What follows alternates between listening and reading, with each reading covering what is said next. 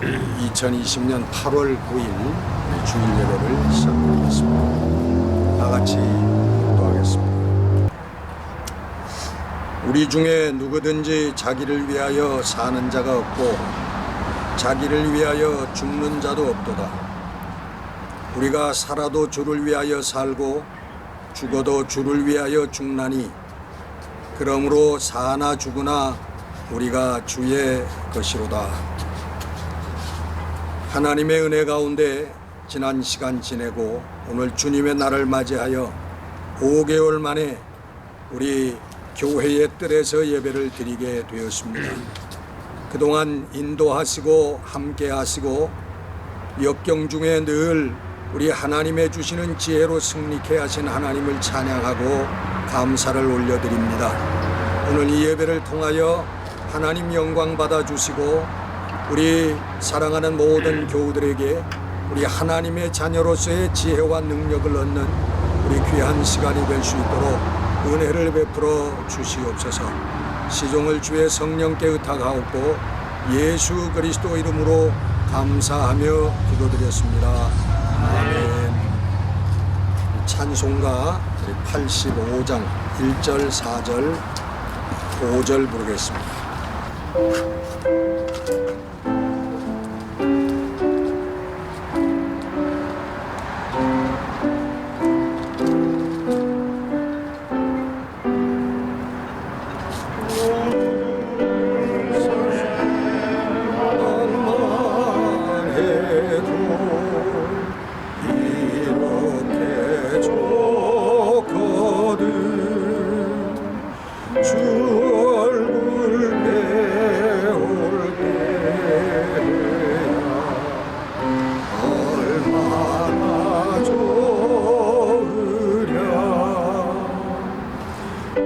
예수의 넓은 사랑을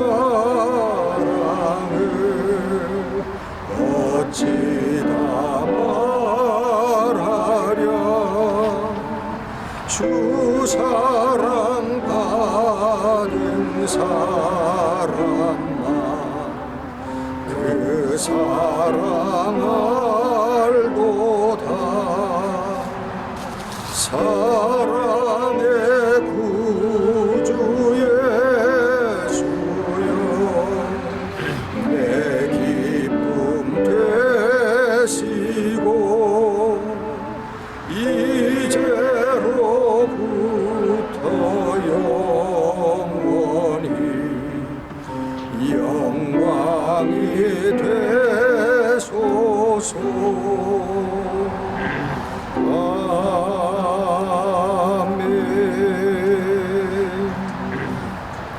이제 안수지 장로님 오셔서 대표 기도 인도해 주시겠습니다.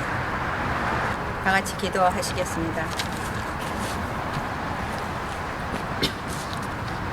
생명의 근원이 되시는 창조주 여호와 하나님, 저희들을 귀히 여기사 눈동자같이 지켜주셔서 오늘 이 자리에 함께 찬양과 예배의 제단을 쌓게 하심을 감사드립니다. 지난 주간도 주님의 보혈로 저희를 덮어주시고 당신의 옷자락에 숨기시어 우리 교회를 지켜주시고 모든 성도님들을 코로나 전염병에서 지켜 보호하여 주신 주님께 감사와 찬양과 영광을 올려드립니다. 지금은 사회적 거리로 두기로 인해 거룩한 예배의 제단을 쌓을 수 없음을 용서하여 주시옵소서. 우리가 현재 겪고 있는 세계적인 팬데믹으로 인해 그 어느 때보다도 창조주이신 주님을 의지하게 하신 주님을 바라봅니다. 우리의 삶 속에서 주신 주님의 십계명 속에 우리 자신을 붙이며 무릎을 꿇습니다. 유일신이신 하나님을 뒤로하고 세상을 향한 안식의 유상을 섬겼던 우리의 모습을 회개합니다. 하나님의 이름을 망령되이 불렀던 우리의 모습과 안식일을 거룩하게 지키지 않았던 것을 주님 앞에 회개합니다. 마음속이라도 살인하고 간음하며 도둑질했던 우리의 모습을 주님 앞에 내려놓습니다. 또한 주님을 하나님 아버지를 섬긴다 하면서 부모를 심히 진심으로 공경하지 못했고 이웃을 내 몸같이 사랑하라 하셨는데 그러지 못했습니다.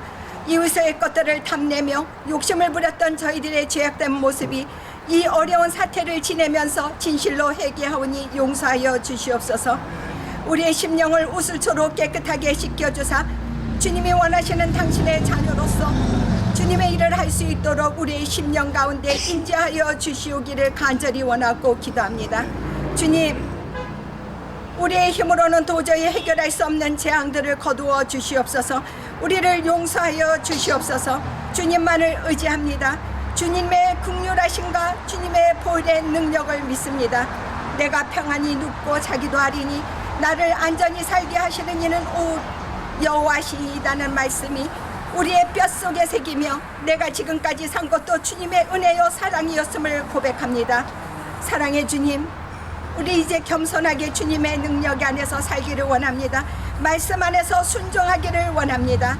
아버지 하나님, 이제 담임 목사님 나오셔서 말씀 전해주실 때에 성령 하나님 함께 하시어 말씀 속에 능력에 임하게 하셔서 영육간에 지치고 힘든 성도들을 말씀 속에서 세임과 용기를 얻게 하시고 외로움과 슬픔에 있는 자들에게는 평안과 기쁨을 갖게 하셔서 마귀가 우는 사자같이 두루다니며 삼킬자를 찾는 이 세상에서 거뜬히 승리함을 얻을 수 있는 은혜강 성도님들이 되게 하여 주셨기를 간절히 원하고 기도드리옵나이다.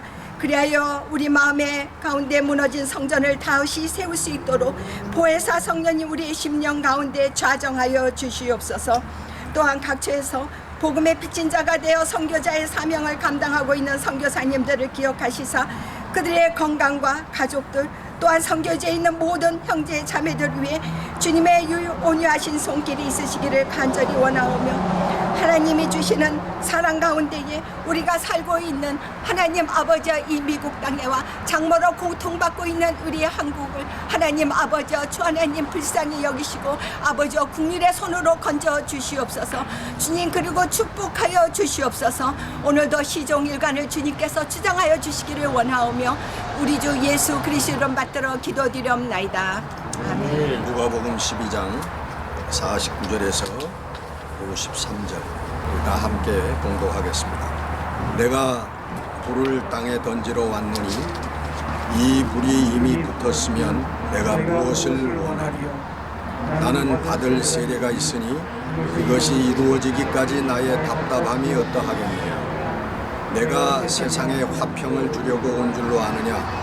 내가 너희에게 이르노니 아니라 도리어 분쟁하게 하려 함이로라. 이후부터 한 집에 5사람이 있어 분쟁하되 셋이 둘과 둘이 셋과 하리니 아버지와 아들과 아들이 아버지와 어머니와 딸과 딸이 어머니와 시어머니가 며느리와 며느리가 시어머니와 분쟁하리라 하시니라. 아멘. 반갑습니다. 반갑습니다, 목사님.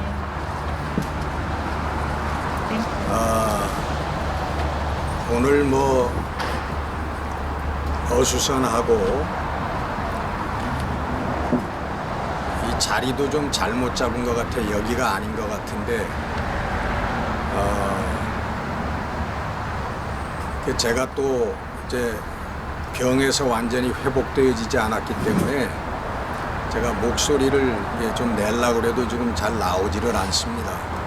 더더군다나 저 뒤에 있는 분들은 그저 잘 안 들리더라도 마음속으로 예배를 잘 드리시기를 바랍니다. 우리 다음 주에는 조금 장소를 옮기든가 개선을 해서 조금 더 우리 예배를 잘 드릴 수 있는 그런 조건으로 좀 만들어 가도록 하겠습니다. 우리 예수님의 복음은 예수님께서 오셔서 우리들에게 전해 주신 기쁜 소식은 한마디로 얘기하면 하나님의 나라입니다. 하나님의 나라. 예수님께서 우리에게 무엇을 전하러 오셨나요? 무엇을 말씀하러 오셨나요? 당신의 삶과 죽음을 통해서 예수님께서 무엇을 우리에게 남겨주시려고 하셨나라고 하는 걸 한마디로 얘기한다면 하나님의 나라예요. 하나님의 나라. 그래서 예수님께서는 오셔서 회개하라, 돌이키라, 하나님의 나라가 가까이 왔느니라 그렇게 말씀을 하셨어요. 예수님께서 산상수훈에서 팔복을 얘기하셨잖아요. 정말 하나님 안에서 복 있는 자들, 하나님 안에서 복 받은 자들이 어떤 사람이냐? 여러분 이 산상수훈의 팔복을 여러분 잘 아실 거예요. 심령이 가난한 자, 애통하는 자, 온유한 자, 의에 줄이고 목마른 자, 긍휼히 여기는 자, 마음이 청결한 자, 화평케 하는 자, 의를 위하여 핍박을 받는 자. 예수님께서 정말 하나님 앞에서 복받은 자들, 복받은 사람들의 마음과 모습을 말씀하시는데 우리가 생각하는 복하고는 전혀 다른 복을 말씀하신다. 여러분 이 산상수훈에 나오는 예수님께서 정말 복을 받은 사람이다라고 얘기하는 이 사람들의 마음과 모습이 하나님 앞에 서는 사람들이고 하나님 나라에 들어가는 그런 사람들의 모습이라고 하는 것입니다. 그래서 이러한 삶으로 돌이키라는 거예요. 회개라고 하는 게 메타노이아, 돌아선다는 거 아니에요, 회개가? 그 구약 성경의 출애굽기라고 하는 게 엑소더스라고 하잖아요. 엑스호도스라고 하는 뜻이에요. 엑스호도스는 길을 바꾼다라고 하는 뜻이에요. 출애굽, 애굽에 있다가 이제는 하나님께서 가라고 하시는 가나안 땅으로 저희들의 삶의 목적을 바꾸는 것이고 걸어가는 삶의 길을 바꾸는 것이 엑스호도스, 그게 메타노야, 회개라는 거예요. 우리가 가지고 있던 그 옛날 그 생각 그대로, 우리 삶의 모습 그대로 걸어가는 것은 회개가 아닙니다. 돌이키는 게 아니라는 거예요. 그거는 그냥 지옥길로 가는 겁니다. 하나님의 심판대 앞으로 가는 거예요. 돌이키지 않는 자마다, 돌이킬 수 없는 자마다 하나님의 심판을 피할 수가 없는 것입니다. 예수님께서는 더더욱 놀라운 것은 당시의 기득권자들이고 그 권세와 위풍이 당당하던 서기관과 바리새인들, 더더군다나 종교적으로 신앙적으로 존경을 받던 서기관과 바리새인들을 예수님께서는 무섭게 비난하셨습니다. 무섭게 채찍질하셨어요. 화 있을진저 외식하는 서기관과 바리새인들이여, 회칠한 무덤 같으니 겉으로는 아름답게 보이나 그 안에는 죽은 사람들의 뼈와 모든 더러운 것이 가득하도다. 회칠한 무덤이라는 거예요. 겉으로는 거룩한 척하고 겉으로는 믿음이 있는 척하지만은 그러나 그 속을 들여다보면 죽은 사람들의 뼈다구가 썩어가는 것처럼 썩은 심령들이라는 거예요. 자기밖에 모르고 자기의 쾌락과 출세와 자기의 명예밖에 모르는 그런 인간들이라고 해요. 그 위선자, 가증한 인간들이, 하나님 앞에 가증한 인간들이라는 거예요. 우리 예수님께서 보시는 것은 사람의 중심이었습니다. 그 마음이었습니다. 저는 무슨 생각을 하고 살고 있고 그리고 어떻게 살고 있는가, 예수님께서 바라보시는 것은 바로 그 관점이었습니다. 제가 얼마나 돈이 많은 사람인가, 제가 얼마나 권세가 높은 사람인가, 예수님께서는 그런 걸 바라보는 분이 아니었어요. 무슨 생각을 하고 사는 사람들인가, 무슨 마음을 가지고 사는 사람들인가, 예수님께서는 그걸 바라보시면서 회개하라, 돌이키라고 말씀하세요. 메타노이아, 돌아서지 않으면은 하나님 앞에 설 수 없다고, 변화되지 않으면 하나님 앞에 설 수 없다고 말씀하시는 거예요. 이게 예수님의 복음입니다. 잘 먹고 잘 살아라. 120세까지 모세만큼 벽에다가 똥칠할 만큼 오래오래 살아라. 예수님께서 복이라고 말씀하신 건 그런 것들이 아니라 그럽니다. 그런 말씀을 우리가 성경을 펴고 귀에 쟁쟁하게 들으면서도 오늘도 세상을 향하여 살아가는, 세상을 것들을 향하여 침을 흘리며 부러워하고 애타하는 그런 마음을 가지고 사는 사람들, 그런 사람들이 하나님 앞에 설 수가 있겠느냐 하는 말입니다. 예수님의 제1성이 뭐냐면 돌아서라, 메타노이아, 회개하라고 하는 거예요.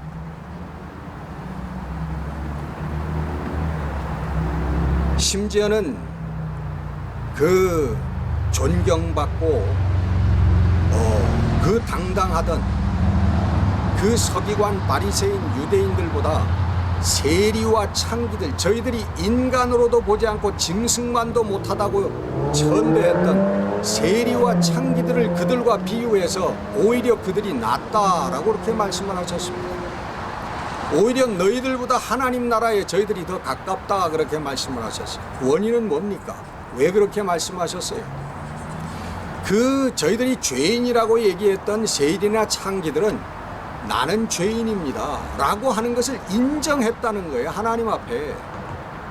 하나님, 나는 당신 앞에 설 수 없는 더러운 인생입니다 라고 하는 것을 저희들은 인정을 했고, 잘났다고 하는 서기관과 바리새인들은 우리는 의로운 사람입니다, 나는 하나님 앞에 지은 죄가 없습니다, 하나님 말씀하신 대로 명령대로 그대로 살았습니다, 의인이라고 했기 때문에 저희들은 죄인이라고 하는 거예요, 하나님 앞에.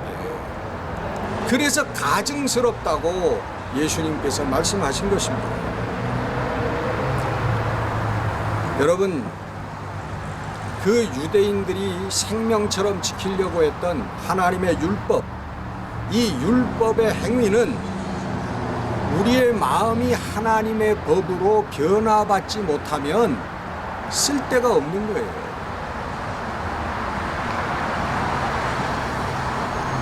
백만 가지의 율법을 99만 9,999개를 지켰다고 할지라도 저의 마음 속에 하나님의 법으로 마음이 변화되지 못한 사람은 하나님 앞에 똑같은 죄인이라는 거죠. 오히려 더 심판받아야 되는 죄인이에요. 자기는 의롭다고 생각했으니까. 나는 구원받았다라고 오히려 생각을 했기 때문에 그게 죄라는 것입니다. 하나님의 법이 뭡니까? 자비와 긍휼과 사랑입니다. 그것으로 내 마음이 변화되지 못하면 아무 쓸데가 없는 것입니다.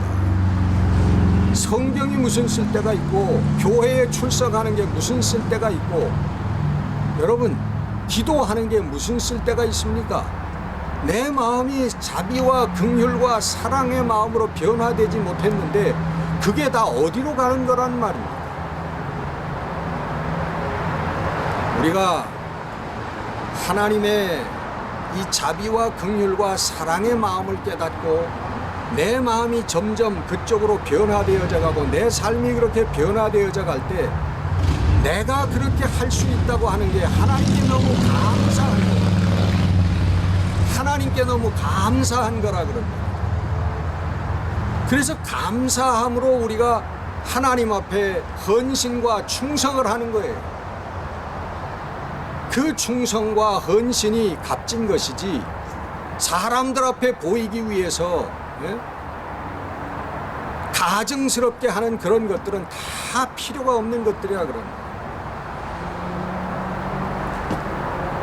예수님은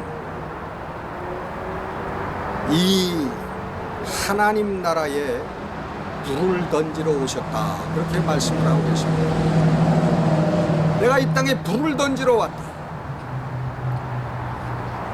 이 불은 평화의 불이 아니라 오히려 분쟁, 싸움의 불이다 그렇게 말씀을 하셨어요. 무슨 말씀입니까? 하나님의 우리에게 지키라고 하는 신앙, 하나님의 믿음과 신앙의 길, 그 신앙의 길은 분쟁이 있고 극명하게 좌우가 갈리는 그러한 길이라고 하는 것을 말씀하시고 계시는 거예요. 49절 본문에 이미 내가 던지려고 하는 불이 붙었으면 내가 더 이상 더 무엇을 원하겠느냐 그렇게 말씀을 하셨어요. 여러분, 예수님께서 애타게 이 땅에 주시고자 했던 그 불은 하나님의 불이요, 하나님이 원하시는 인생의 마음이라는 거예요. 사랑의 마음이죠. 그것은 여러분 사랑의 불입니다. 사랑의 불. 우리 하나님의 진리의 불입니다. 예수님께서 붙이고자 하셨던 그 불은 이 불이 내 마음속에 던져지면 내 마음이 역동하기 시작하는 거예요. 하나님의 말씀으로 내 마음이 역동하기 시작하는 것입니다. 내 마음도 분쟁하기 시작하는 거예요. 하나님의 말씀 때문에, 하나님의 진리 때문에 분쟁하기 시작하는 거예요. 여러분, 우리 성도들이요, 내 마음속에 분쟁이 없는 사람들은 그 신앙생활 잘못하는 것입니다. 아니면은 완전히 천사와 같은 그러한 경지에 올라가 있는 사람이든지, 우리는 죽는 순간까지 우리들 마음속에 믿음으로 말미암아 하나님의 길로 말미암아 분쟁이 있는 거예요. 분쟁. 이게 예수의 불이 우리의 가슴 속에 있다라고 하는 증거입니다, 여러분.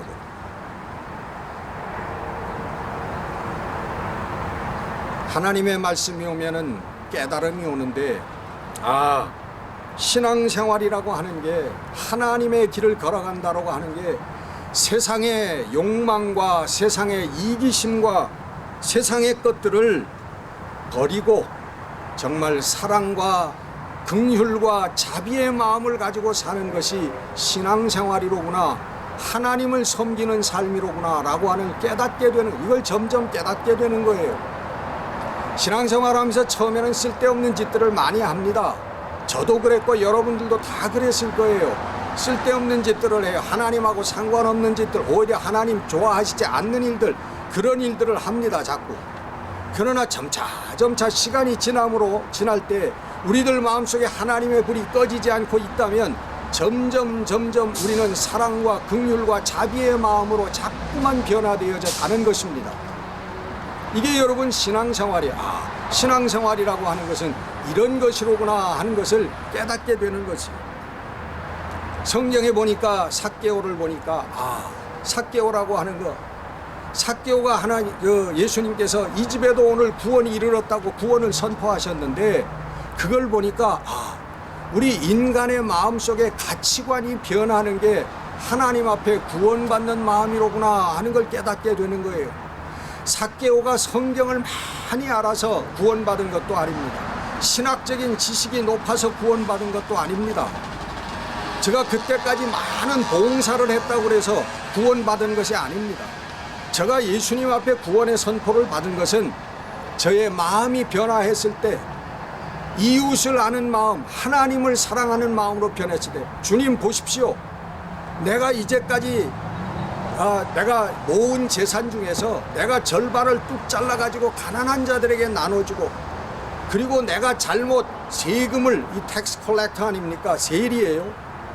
내가 세금을 잘못 착취한 게 있다면 내가 4배를 쳐가지고 다시 도로 갚겠습니다. 저의 마음이 변한 거예요, 여러분. 삶의 자세가 변한 거예요.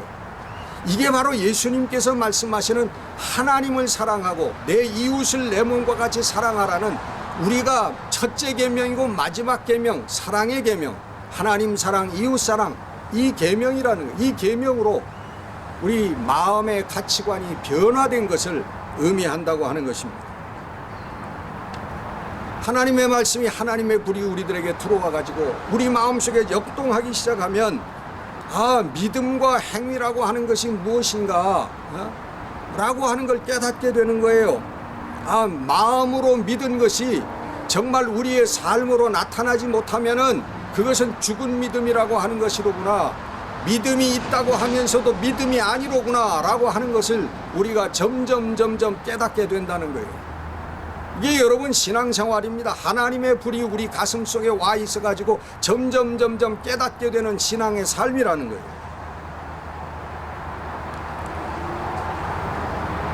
바로 그 깨달음이 우리들에게 진리의 삶을 이루게 되는 것입니다. 우리 인간들이 여러분 진리와 얼마나 가깝은들이 우리 인간입니다. 너나 할 것 없이 똑같아요. 진리 하지만은 진리하고는 우리가 상관없는 그런 사람들입니다. 근데 하나님의 불이 우리의 가슴 속에 떨어지면, 우리의 삶 속에 오면 우리가 점차 진리라고 하는 것이 무엇인가라고 하는 것을 어렴풋이 깨닫게 되고 그쪽으로 우리가 자꾸만 나아가게 되는 삶을 살게 된다는 거예요. 요한복음 8장 31절 말씀, 너희가 내 말에 거하면 참 내 제자가 되고 진리를 알지니 진리가 너희를 자유케 하리라. 예수 그리스도의 말씀 가운데 우리가 거하게 되면 우리가 진리를 알게 된다는 거예요. 그 진리가 뭡니까? 사랑이라는 거예요. 사랑.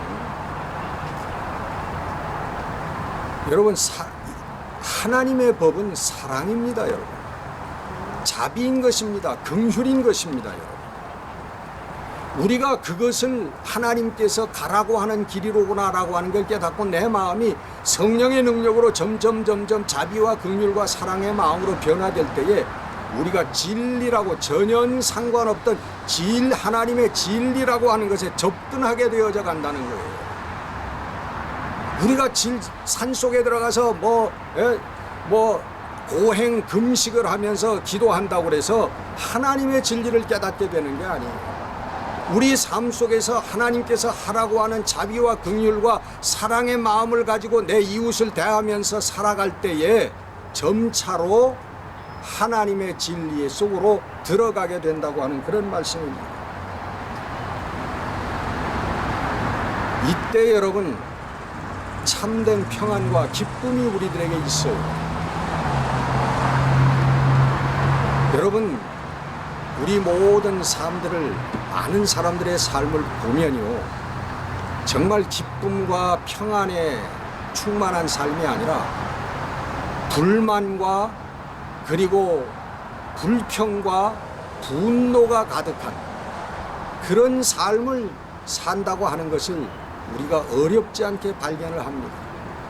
뭐 조금만 건드리면은 큰 화를 냅니다. 뭐 섭섭해 합니다.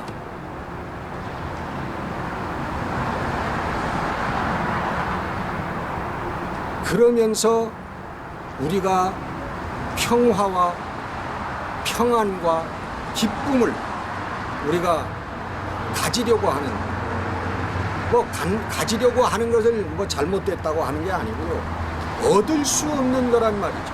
우리 마음이 변하기 전에는 얻을 수가 없는 것들이에요. 여러분, 세상에 돈이나 또 우리 권세나 또 세상의 어떤 것들을 추구하면서 그런 것들이 내 머릿속에 90% 이상 들어있으면서 사는데 어떻게 하나님의 진리로부터 오는 기쁨과 평안이 우리들 삶에 있을 수가 있겠느냐, 그런 말이에요.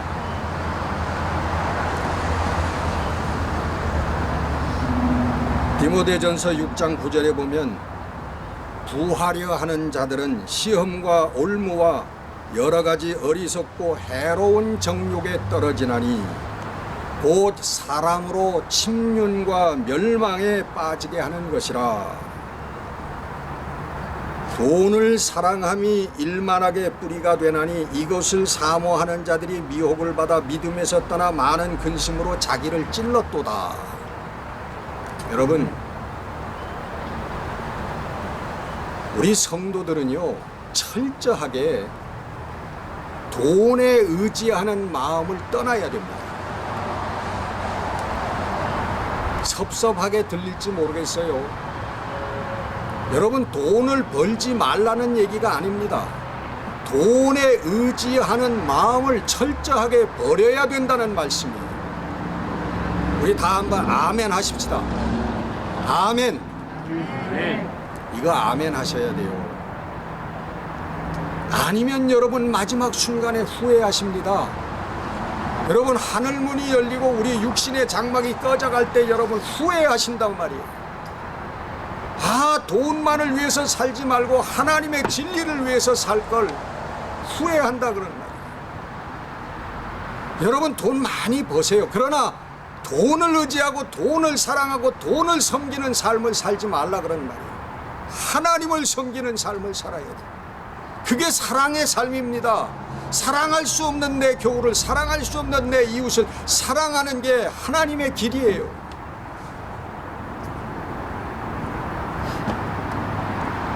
여러분, 마귀는 거짓말을 합니다. 이 세상의 모든 것은 내게 위임된 것이므로, 내게 맡겨진 것이므로 내가 좋아하는 자, 내가 사랑하는 자에게 주노라. 거짓말입니다. 여러분, 여기에 속아 넘어가서 이 오늘 디모데전서 6장에 있는 말씀처럼 정말 자기를 찌르는 그런 불행한 삶을 사는 사람들이 우리 주위에 얼마나 많습니까, 여러분?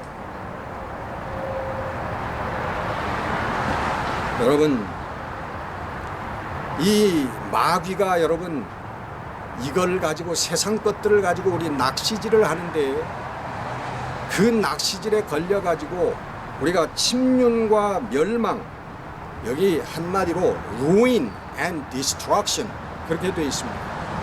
완전히 파괴된다는 거예요. 우리 인생이 파괴되어져 버려요. 여러분 돈만 알고 돈 하는 사람들, 여러분 그 사람들 들여다보세요. 머리가 정신이 완전히 파괴된 사람들입니다. 모든 것을 돈의 척도로 가늠하는 저희들은 인생이 파괴된 자들이에요. 여러분 자세히 들여다보십시오.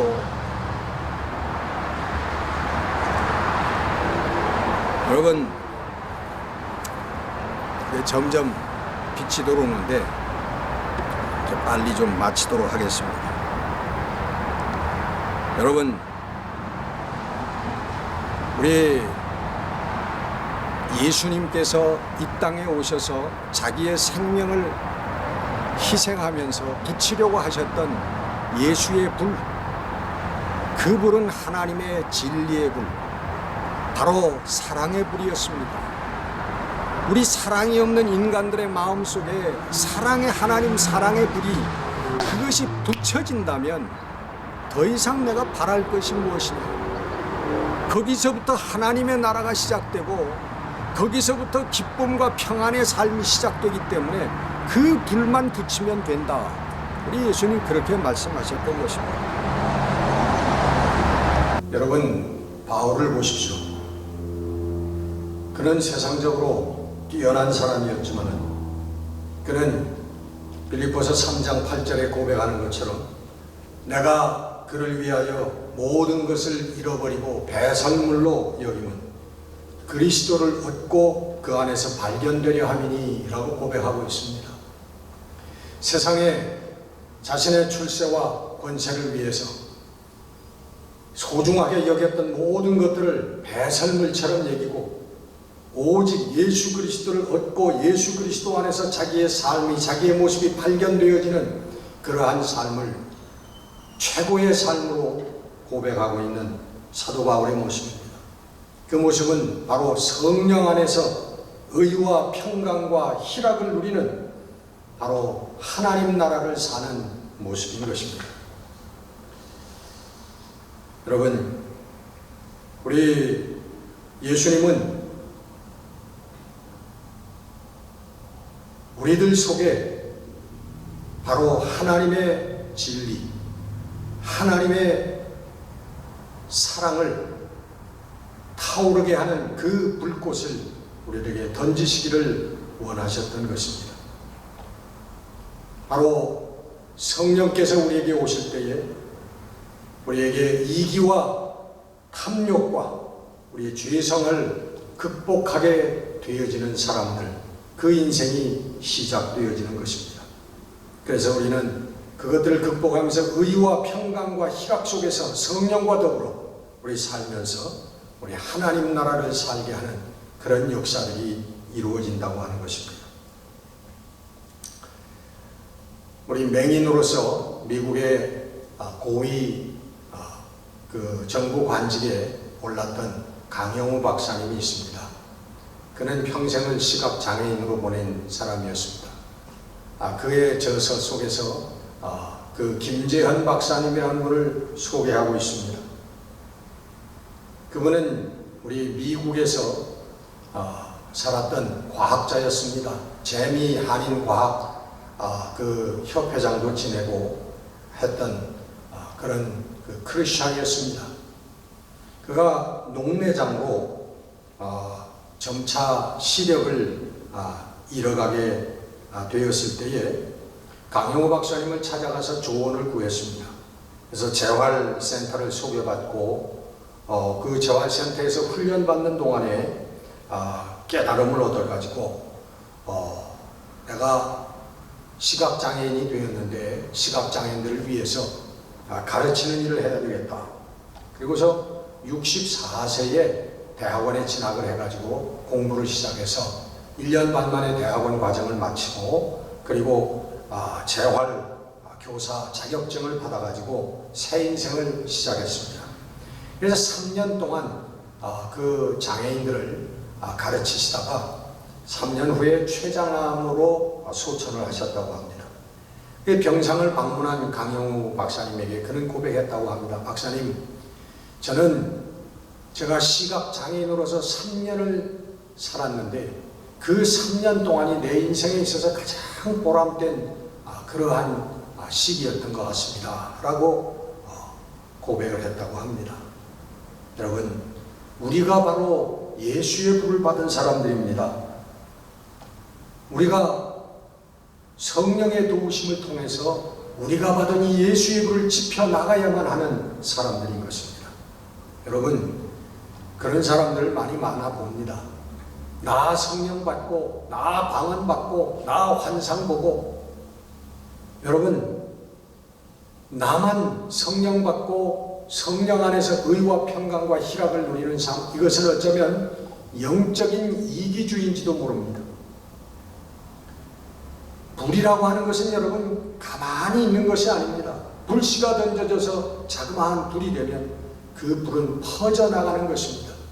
예수님께서 불이라고 하는 말씀을 하신 것은 꼭 성령을 이루려고 하신 말씀이 아니라 이것은 불의 속성을 말씀하신 것입니다. 불이 우리들에게 떨어지면 그 불은 가만히 있을 수가 없고 죽지 않으면 그 불은 번져나가게 되는 것입니다. 제가 고등학교 1, 2학년 때로 기억을 합니다. 방학 때 제주도를 내려갔는데 친구가 그 바닷가에 가서 얘기 좀 하자고 그래가지고 바닷가에 같이 나갔는데 나갔더니 그때 아마 겨울 방학이었는지 뭐 사람은 아무도 없었습니다. 그 친구가 담배를 더 꺼내는데 담배를 피우더니 뭐 그것까지는 좋았는데 담배를 다 피우고 나서 휙 던지는 바람에 마른 풀에 떨어져 가지고 그 불이 조금씩 번지기 시작을 하더라고요. 처음엔 아무것도 아니려니 생각했더니 그게 점점 번져나가기 시작하니까 우리 둘이 우통을 벗어가지고서는 그걸 막 끊으라고 했는데 결국 끄지를 못했어요. 점점 번져나가고. 그래서 그냥 둘이 냅다 뺑소니를 쳤습니다. 아마 그게 큰 불이 되어졌을 겁니다.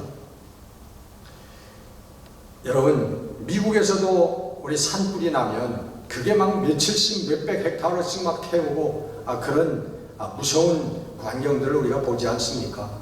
불이라고 하는 것은 퍼져나가는 거예요. 불은 가만히 있을 수가 없습니다. 꺼지든지 아니면 살아있다면 불은 퍼져나갈 수밖에 없는 것입니다. 여기에 분쟁이라고 하는 것이 있는 것입니다. 세상은 예수의 불을 끄려고 하고 예수의 불은 점점 퍼져나가려고 하고 여기에 싸움이 있는 거예요. 그래서 예수님께서 내가 이 땅에 평화를 주려고 온 것이 아니라 내가 분쟁을 주려고 왔다. 딸이 어머니와 분쟁을 하고 아들이 아버지와 분쟁을 하고 며느리가 시어머니와 분쟁을 하게 된다. 이 극단적인 영적인 싸움을 얘기하는 거예요. 제가 꽤 오래전에 경기도의 어떤 한 교회에 부흥회를 했었는데 부흥회를 하던 중에 거기 있는 권사님이 저에게 개인적으로 간증을 하셨습니다. 목사님, 제가 어떻게 예수인 줄 아세요? 어떻게 믿으셨는데요? 그랬더니 제가 그 미신을 섬기는 그저 때만 되면 무당을 내려다가 일만 있으면 무당 구실하고 하는 아주 1등 무당을 섬기는 미신쟁이였습니다. 그때도 무당을 데려다가 무슨 일 때문에 집안에서 구실하고 있는데 이 무당이 대를 세우는데 대가 안 세워진다고 그냥 땀을 흘리면서 낑낑대더니 갑자기 그걸 다 걷어치우고 보따리 싸고 하면서 저 부엌에서 끝났구만 그러면서 가더라는 거예요. 걔 부엌문을 열고 들어가니까 그때도 거기에 새로 들어온 며느리가 그 부엌 바닥에 꿇어앉아가지고 그냥 땀을 흘리면서 하나님께 기도하는 거예요. 그래가지고 그 며느리 귀싸대기를 그냥 때려 붙였지만은 그러나 얼마 후에 온 가족이 다 교회에 출석하게 됐다는 그런 간증이었습니다. 영적 전쟁입니다, 여러분. 예수의 불씨가 내 마음속에서부터 퍼져나가느냐 꺼져버리느냐, 영적인 전쟁이 있는 것입니다. 제 집사람 친구가 믿지 않는 집에 시집을 갔는데 오래전 얘기죠. 근데 주일이 돼가지고 예전처럼 습관처럼 교회를 나갔더니 갔다 왔더니 온 집안 식구들이 다 부어 터져가지고 우리 밥도 준비 안 해놓고 뭐도 안 해놓고 혼자 교회 갔다고. 교회 나가는 게 싫어서 안 믿는 집안이니까 이제 시비를 하는 거죠.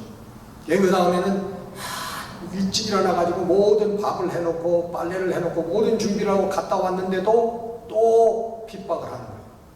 그래서 그 다음부터 교회를 나가지 않고 집에서 예배를 혼자 드리고 그리고 정성스럽게 그 식구들을 섬겼다고 합니다. 그래서 결국은 몇 년 후에 그 며느리의 헌신과 사랑과 믿음 때문에 온 식구들이 다 교회에 출석하게 되고 그 본인인가 또 남편인가가 목사가 된 그런 우리 집사람 친구의 가정이 있습니다. 영적인 전쟁인 것입니다. 여러분, 우리 본문에도 이 영적인 극단적인 영적인 전쟁에 대해서 예수님께서는 말씀하고 있습니다. 우리들은 이미 우리들에게 주신 이 예수의 불, 이 하나님의 거룩한 생명과 사랑의 불씨, 이것들을 우리는 확장시켜 나가서 우리 승리하는, 우리 하나님 앞에 정말 상급을 받는 그러한 성도들이 되어야만 되겠습니다. 우리 한 사람 한 사람이 중요합니다. 우리 성도 한 사람 한 사람이 이 땅에 정말 사단의 나라를 무너뜨리고 우리 예수의 불로 하나님의 나라를 건설해 나가는 이러한 여건이 될 때에 우리 교회가 살고 우리 성도들이 살고 우리가 이 땅에서 하나님의 사명을 감당하는 그러한 일꾼들로, 하나님의 자녀들로 우뚝 서게 될 줄로 믿습니다. 기도하겠습니다. 은혜로우신 우리 아버지 하나님, 오늘 저희들이 교회의 들녘에 나와서 예배를 드렸습니다. 사랑하는 교우들 얼굴을 마주보는 또 반가움을 허락하여 주셨습니다. 하나님, 다시 한번 저희들 가슴 속에 사랑의 불꽃이 주님 확장되어져 나가게 하시고 우리의 가정을 통하여 그리고 담장을 넘어서 이웃들에게 전달되어지는, 그리고 우리 은혜강 교회가 사랑의 교회가 되어지는 우리의 주의 사명을 감당하는 행복한 신앙생활, 행복한 교회가 되게 하여 주시옵소서. 우리 주 예수 그리스도 이름으로 감사하며 기도드렸습니다. 아멘.